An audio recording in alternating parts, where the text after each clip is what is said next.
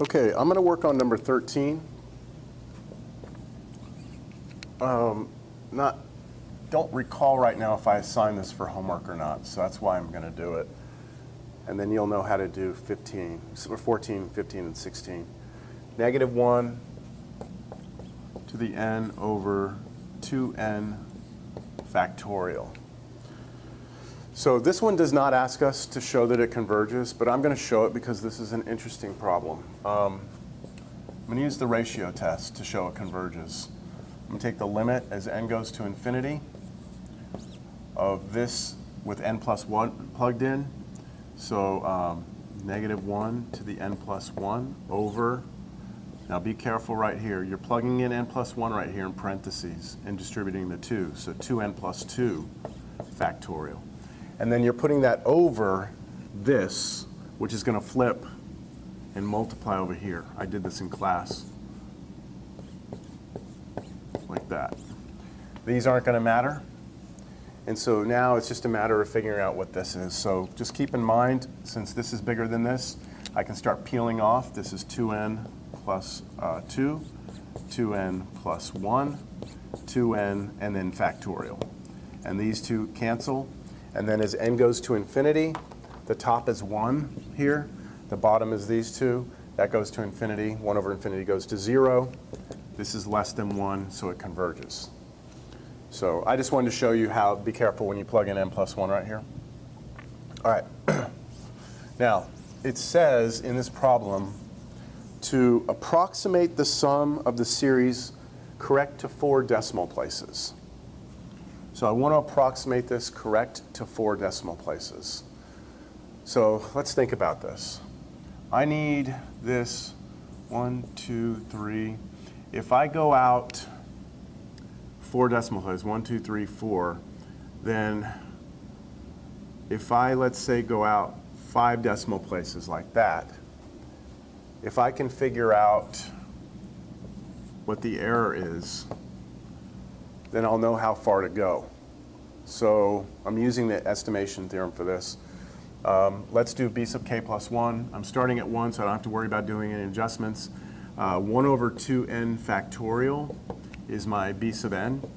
So 1 over 2k plus 2 factorial, I need that to be less than this. So let me, again, get my calculator out and try something here. So what k is going to work here? Let me try k is, well, let me tell you what k is going to work because I don't want to. Which one was this? 13. Let's go b sub 4. If I go out, k is 4. Let's try that. So we get 2 times 4, right? 2 times 4 is 8 plus 2 is 10. So 1 over 10 factorial. That might be too big. 1 divided by 10.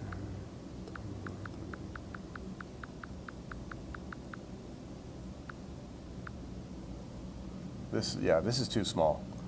I get 0.000000275. That's too many decimal places. Let me try something else. Let me try 3. Maybe 3 will work. So if k is 3, then I get 1 over, let's see, 2 times 3 is 6, so that's 8 factorial down there.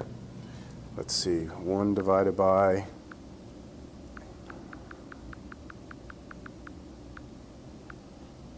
I get 0.123424. So they wanted this correct within 4 decimal places. So you can see here that using k is 3, I'm actually going to get zeros here in the first 4 decimal places, which is what I want. This was actually too much. I didn't need this much. I was just trying to shoot for the stars. If I go out to k equals 3, then I should be within 4 decimal places of the correct answer. So the question is not asking how far to go. It's asking you to find the actual sum within 4 decimal places. I just found that I need to sum it out to the first 3. So that means I need to go sum n equals 1 to 3 of negative 1 to the n over 2n factorial. So let's figure out what this is. First I plug in 1, negative 1 to the 1 over 1 in here is 2 factorial, and then plus negative 1 to the 2 over 2 in here is 4 factorial, plus negative 1 to the 3, and then 3 in there is 6 factorial. So now I'm going to get on my calculator,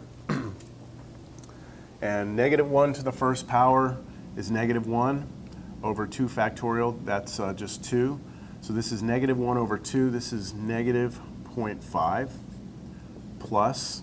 Now over here, I'm going to do, let's see, negative 1 squared is 1. So I'm doing 1 divided by 4 factorial, which is 4 times 3 times 2 times 1, which is 24. So this becomes, maybe I should show this. This is going to be negative 1 over 2 plus 1 over 24. And the negative 1 cubed is minus 1, or I'll say plus negative 1 over 6 factorial, 720. So if I add those up, I should be correct within 4 decimal places to the correct answer. So this is 0.5 negative plus 1 divided by 24 is 0.041666 plus, or minus, because it's going to be subtracted. 1 divided by 720 is 0.001388. So what I'll do is I'll add those up. So 0.5 negative plus 0.041666 minus 0.001388 is negative 0.4597. And I'm just going to go out the first 4 decimal places. I know that that sum right there, this sum, the infinite sum, that I am within 4 correct decimal places of that infinite sum. So I know the first 4 numbers after the decimal are 4, 5, 9, 7. Okay. Now, I could add on to the rest of this, the 2 I had out here. All I know is that the first 4 decimal places are correct. The rest of the stuff, I'm off, but I would just have to go out further here in order to get closer and closer. Number 14, 15, and 16 all work the same way. So let's move on to 19.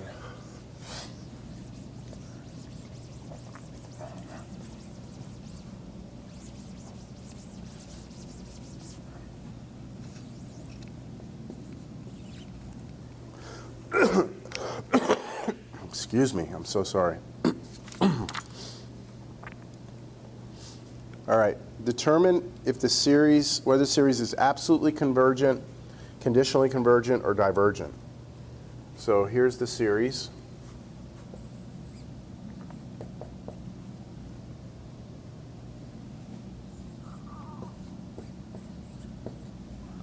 All right, so it's not alternating.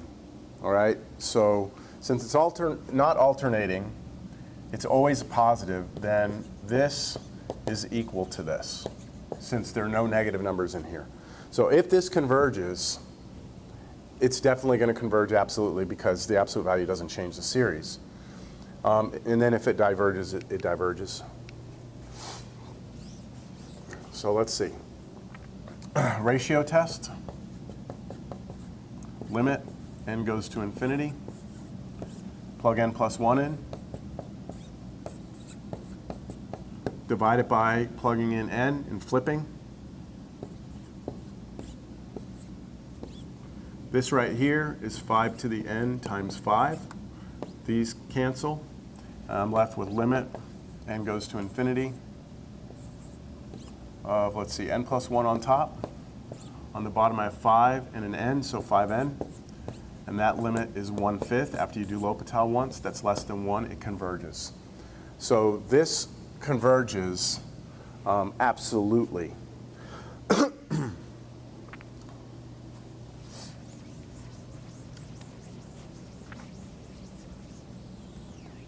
Number 20.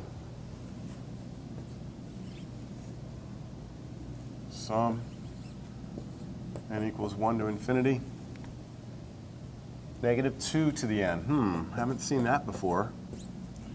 Over n squared. That's interesting.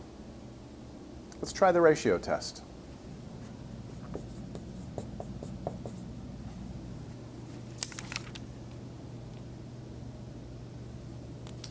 I should point out that if your ratio test converges, then it converges absolutely, just by the test. So that's a good thing to keep in mind, that if this were to converge with the ratio test, we'd say it's absolutely convergent.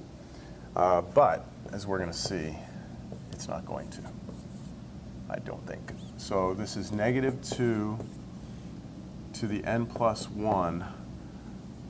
That's going to be a problem because when I take the absolute value of this, it's not going to be going to go away. So let me do something first. Let me rewrite this. Let me see if you agree with this or not. Can I rewrite it this way?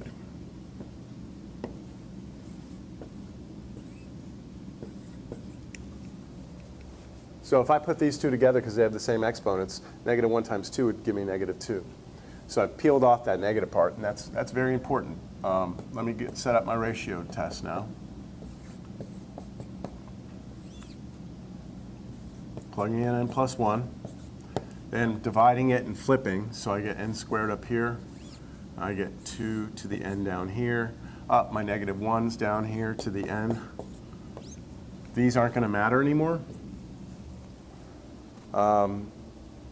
This 2 to the n plus 1 can be written 2 to the n times 2. These 2 to the n's cancel. And so you're left with limit n goes to infinity. Let's see what's on top here. N squared's on top. Over, oh sorry, there was a 2 up there also, 2n squared. On the bottom, you're left with n plus 1 squared. And that's infinity over infinity. I'm actually going to do L'Hopital on that, but before I do L'Hopital, I'm going to distribute out the bottom, expand it. So 2n squared over n squared plus 2n plus 1. That's what we have here when we expand that. And now when we do L'Hopital, first time we do L'Hopital, we get limit n goes to infinity. Top is 4n, bottom is 2n plus 1. Still infinity over infinity. You do L'Hopital one more time, you're going to get 4 over 2. This is 2. That's bigger than 1. And therefore it diverges. So this is divergent.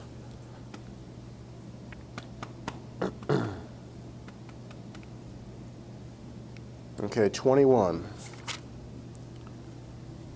Another one of these interesting problems where you have negative 10 to the n over n factorial. And I'm starting at 0, by the way. So before I get going on this, I'm going to rewrite that negative 10 to the n as follows. I'm going to rewrite it as negative 1 to the n times 10 to the n, and then over n factorial. So my ratio test here, limit, n goes to infinity. I plug n plus 1 into that first. So negative 1 to the n plus 1. 10 to the n plus 1, which is 10 to the n times 10, over n plus 1 factorial, which is n plus 1 times n factorial. Boy, that marker's dead. 2 down. Let's see if I get another one that's decent here. And then times this flipped, so n factorial on top, negative 1 to the n on the bottom with 10 to the n. I get lots of cancellation here. 10 to the n, 10 to the n, n factorial, n factorial. The negative ones aren't going to matter. And this is equal to the limit as n goes to infinity of, let's see, what's on top? 10. On the bottom, n plus 1. That goes to 0, less than 1. Absolutely convergent. All right, let's look at 22.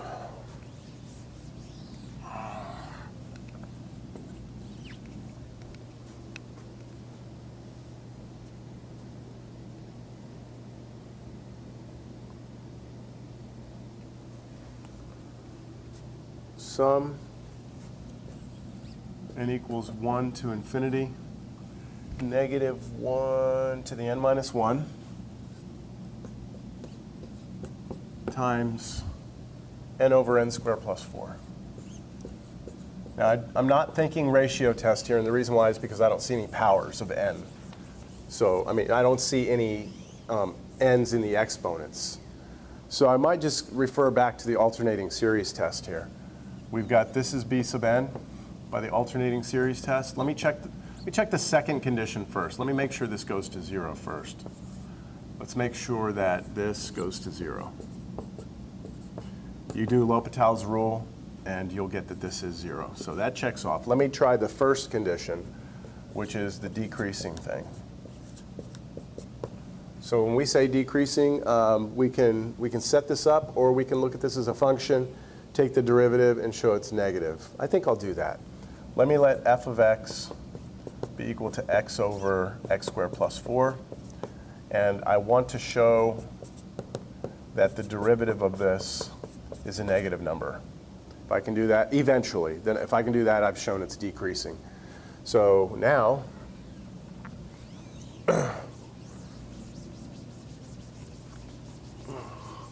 here's my derivative. So quotient rule, derivative of the top times the bottom, minus derivative of the bottom, which is just 2x times the top, all over bottom squared, which is x to the x squared plus 4 minus 2x squared, all over, well, this is a positive number on the bottom, no matter what. And so I'm really just looking at the top, which is 4 minus x squared. And that's a positive number. And I know that this right here will be less than 0 eventually. So if x gets big enough, right, definitely if x is, bigger than 2, right? If it's 2, then that's 0. But if it's 3, then that'll work. 4 will work. So the top will become negative when x is bigger than 2. So this does decrease eventually. So that's good. So what I know is this. So far, this series n minus 1, n over n squared plus 4, I know that that is convergent. Right? That converges. But now I need to see if it's if the absolute value of it converges. Right? So let me check that. Let me see what the sum n equals 1 to infinity. Take the absolute value of this, and all you have is n over n squared plus 4. I'm trying to check that. I hope you understand that what I'm doing right now is I'm looking at the sum of the absolute value and seeing if this converges. If this converges, then of course it's absolutely convergent. But this may not converge. And I don't think it's going to, because look, this really behaves a lot like n over n squared. The 4 really doesn't matter. And that's really like n over n squared is really like 1 over n, which is harmonic. So I could do a comparison test here. I think what I'll do is I'll compare it to a harmonic series. And I think I'll do the limit comparison. Limit comparison, which means I need to set up the limit as n goes to infinity of, what are you going to do? You're going to do you go look on your sheet. Don't confuse this with the ratio test. This is back in 8.3 on page 451. So you're calling this right here your a sub n. This right here is your b sub n. They're both positive. And you're going to do the limit of the a sub n over the b sub n. And figure out what that does. If this turns out to be a finite positive number, then it converges, right?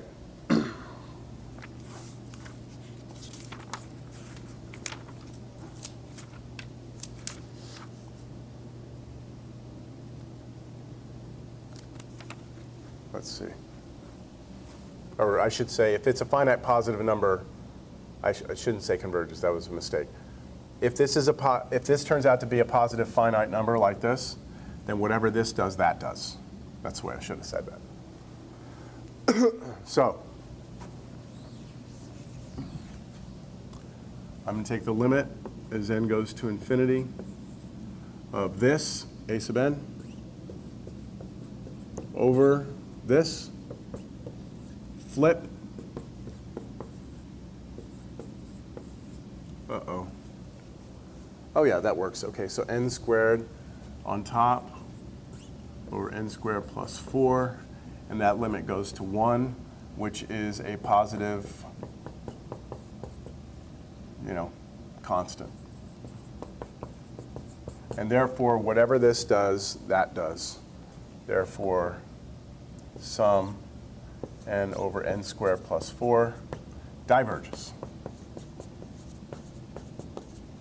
So looking back at things now, I just showed that the sum of the absolute value diverges, but we had shown right before that the sum itself without the absolute value converged. So this converged, this diverged, and therefore this series is said to be conditionally convergent. Conditionally convergent.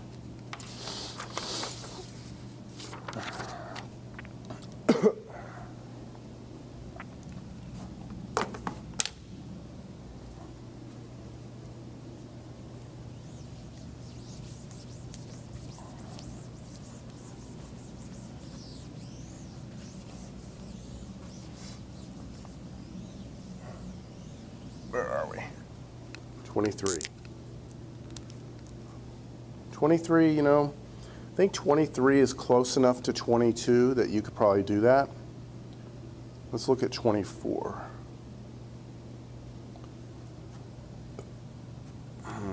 Yeah, 24 is interesting because of a factorial in there. Sum n equals 0 to infinity of negative 3 to the n over 2n plus 1 factorial. I'm trying to find a good marker here. All right, let's check the ratio test. Because I see a power of n, I see factorials. So the ratio, limit, n goes to infinity of, let's see, let me rewrite this. This up here is negative 1 to the n times 3 to the n. So just keep that in mind. So I'm going to plug n plus 1 into this first. Negative 1 to the n plus 1 times 3 to the n plus 1, so that's 3 to the n times 3, over, now this one I'm going to do on the side. I'm plugging n plus 1 in here. 2 times n plus 1 factorial. This is 2n plus 2 plus 1 factorial, which is 2n plus 3 factorial. So let's put that here. 2n plus 3 factorial. Now times the original thing flipped. So I'm going to get a 2n plus 1 factorial here. On the bottom I get the negative 1 to the n times 3 to the n.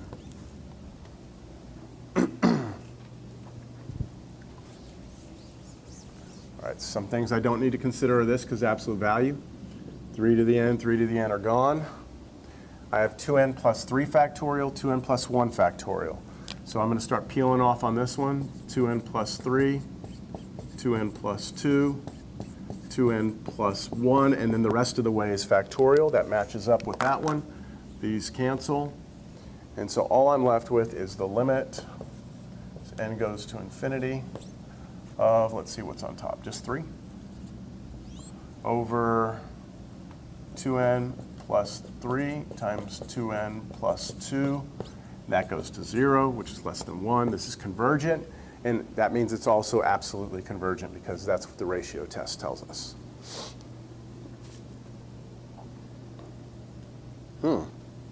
25 looks kind of cool. 25.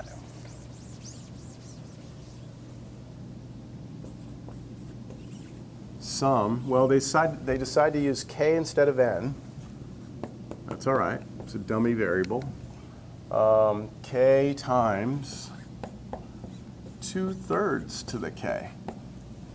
First thing I'll notice is it's not an alternating series, so if this converges, it'll converge absolutely. I don't have to check for conditional. And since it does have a power up there, I am going to try ratio again. And take the limit as k goes to infinity, not n, because n's not in there, of the ratio. So let me plug first k plus 1 in here. And 2/3 to the k plus 1. Now, I'm going to divide that by, notice I'm not doing division and flipping because the other, the ratio, this is not a fraction to start, so I'm not going to have a fraction below it to flip. So just plugging in k, I get this, like that. And then this one was actually 2/3 to the k times 2/3. And then these two cancel, like that. So you have limit, k goes to infinity. On top, let's see what we had. K plus 1 and 2/3. So 2/3 times k plus 1 over the bottom is just k. And then if you look just at this infinity over infinity, that goes to 1. You'll have a 2/3 there. So this goes to 2/3, which is less than 1. So it's convergent. And because we use the ratio test, that means it's absolutely convergent.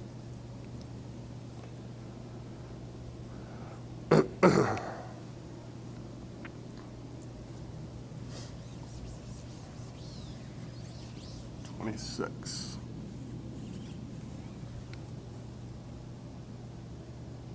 n factorial over 100 to the n. 26.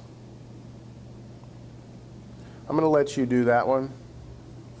26. Use the ratio test. It's going to diverge.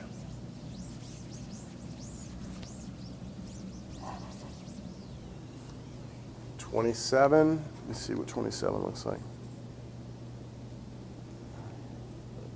Oh yeah, that's worth doing.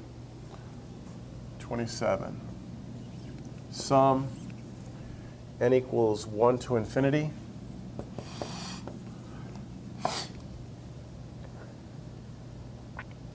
(10 to the n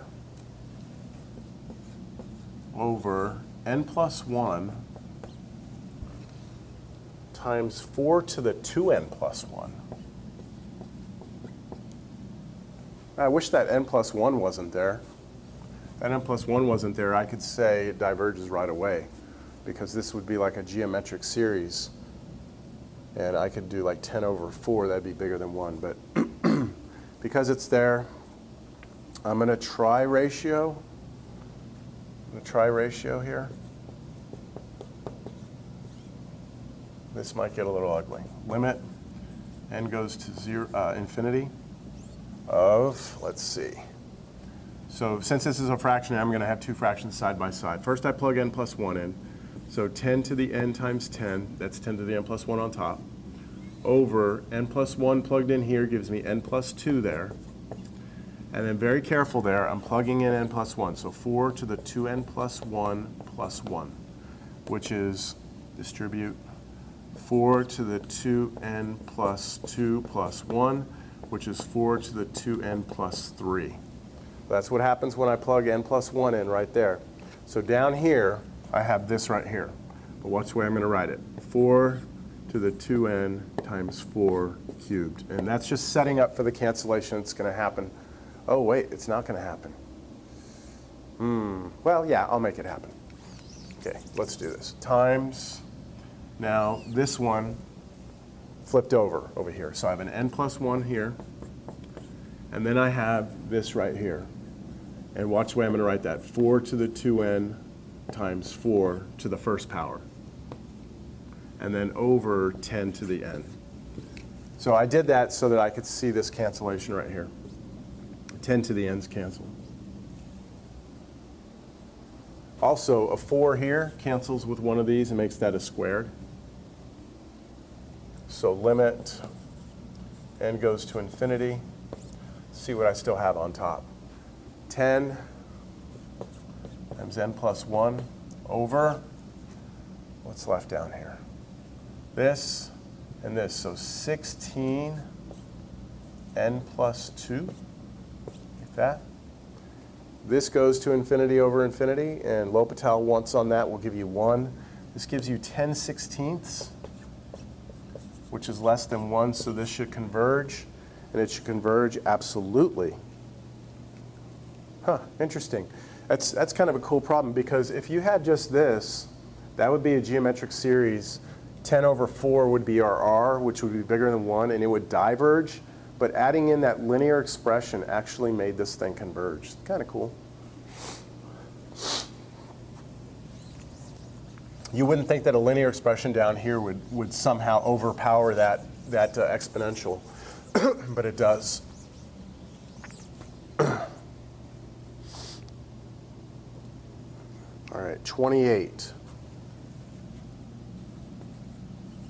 Sum n equals 1 to infinity. N equals 1 to infinity. Yeah, sine of 4n over 4 to the n. Sine of 4n over 4 to the n.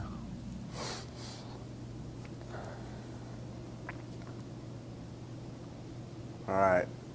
Boy, I want to use ratio, but I'm afraid to what's going to happen when I plug n plus 1 in there. It's going to be kind of bad. Do you want to see it? I'm going to do it just so you can see how the ratio is not going to work here. I would do limit, n goes to infinity. This with n plus 1 plugged in. So it'd be sine of 4n plus 4, distributing the 4 through the n plus 1, and then on the bottom 4 to the n times 4. Then times the reciprocal of this, which would be this. This might work. Well, let's see. No, that's not going to work. This goes away. But now as n goes to infinity, sine of 4n plus 4 and sine of 4n, these things don't cancel. I can't split this into, I can't do some craziness like that. I know that as n goes to infinity, sine diverges. So this is not even going to like 0 over 0. You can't do L'Hopital. This is really bad. Okay, this is really bad. So we can't really mess with that right now. Instead, let me try something else. Recognize that this looks a lot like this. By the way, this is not an alternating series, but it does change signs because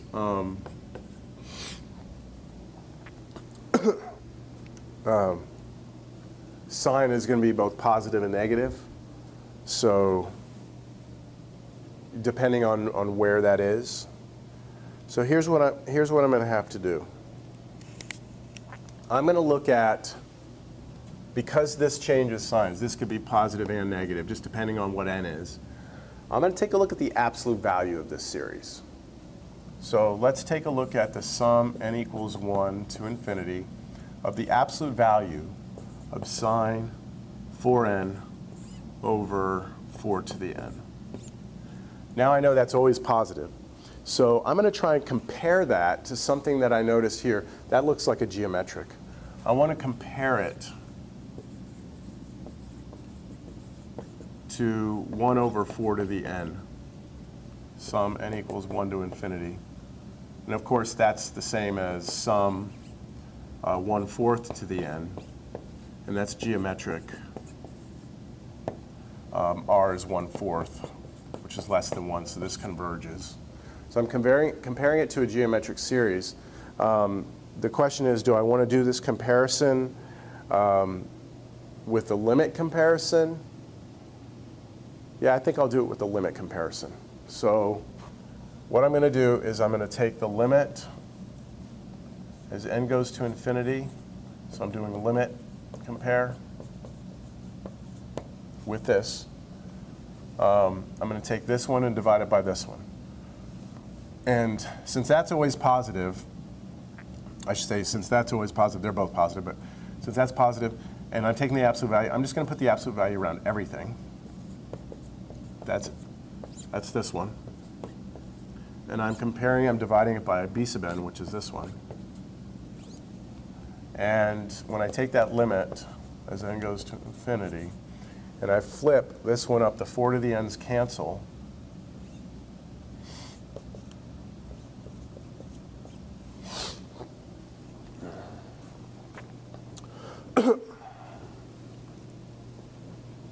And that's not going to work. Because this diverges. This goes to back and forth. You know, it's not going to a positive constant. So that means that this test, the limit comparison, didn't work, which means that I still want to compare it to this, but let's do the old school comparison, which would mean what I'm going to do is I'm going to try and show an inequality. So I know that this converges. I want to know what this does. Since this one converges, this is my a sub n. This is my b sub n. I want to show that a sub n is always less than or equal to b sub n. If I can show that these are always smaller than these add up to be a number, then that has to add up to be a number. So let me try that. So I want to show that the absolute value of sine of 4n over 4 to the n is always less than or equal to 1 over 4 to the n. And that actually works out very nice because I can do this. Absolute value on top and bottom separately. The absolute value of 4 to the n is still 4 to the n. And now if I multiply both sides by 4 to the n, I get absolute value of sine of 4n is less than or equal to 1, which is always true because sine is bounded between -1 and 1. I'm taking the absolute value of it, so this is always going to be true. And therefore, it converges. So let me backtrack here. I was looking at this, and instead of that, I looked at this, the absolute value of it. I compared that to this and showed, since this converged and the inequality held, this converges. And if the absolute value of the terms of a series converges, then this must converge. That was a theorem. If the absolute value converges, then that must converge. So this converges absolutely. That was a little bit involved.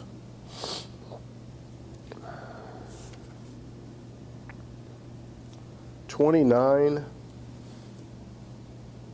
I'm going to let you do 29.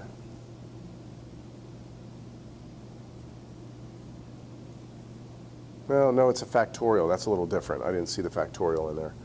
Let me try that.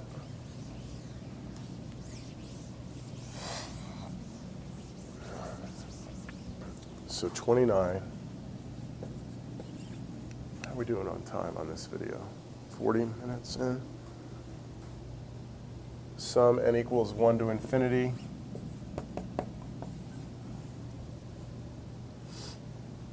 There's a cosine of n pi over 3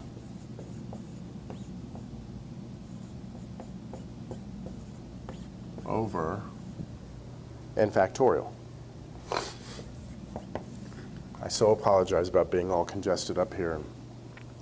sniffling, clearing my throat. It's pretty annoying, I know.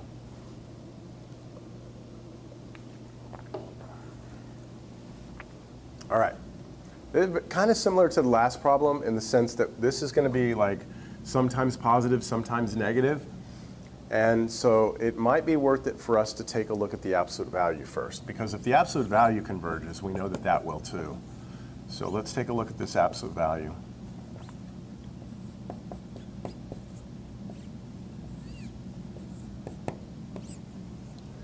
Now, the factorial means that I could use the ratio test, but that didn't work in the last one.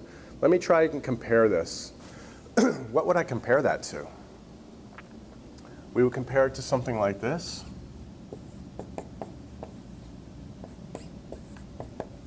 Right? Because I know that the top here is always bounded between -1 and 1, but it's absolute value, so the top is always going to be like between 0 and 1. And so this is probably a good thing to compare it to. Thing is, I don't really know what this does. But I can check and see what this does real quick. See, I don't know if this converges or diverges. So let me just check it real quick. I'll do a ratio test on this one right here. Limit n goes to infinity of this with n plus 1 plugged in. So n plus 1 factorial over this with n plugged in, 1 over n factorial.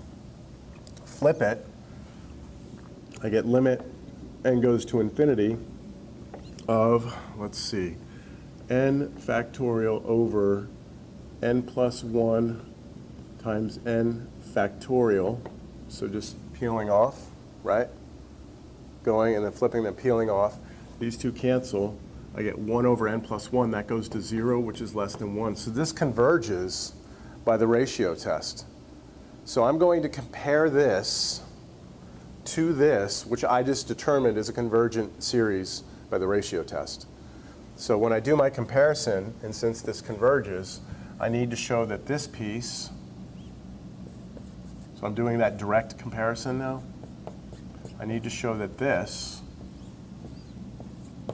is less than or equal to this one, 1 over n factorial. And this is going to work out exactly the way the last one did,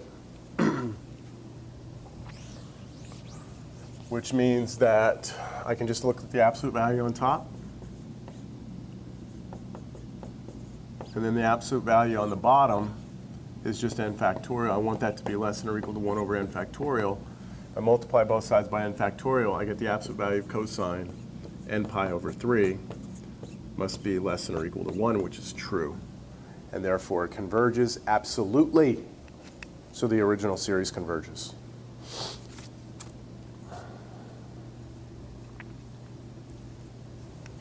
All right.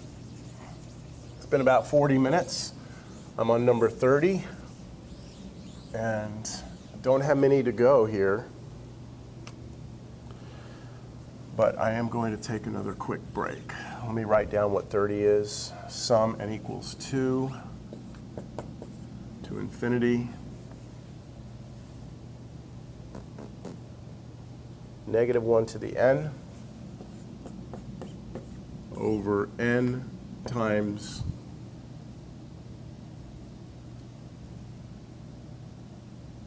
natural log n. All right, I'll come back and do that one in just a second.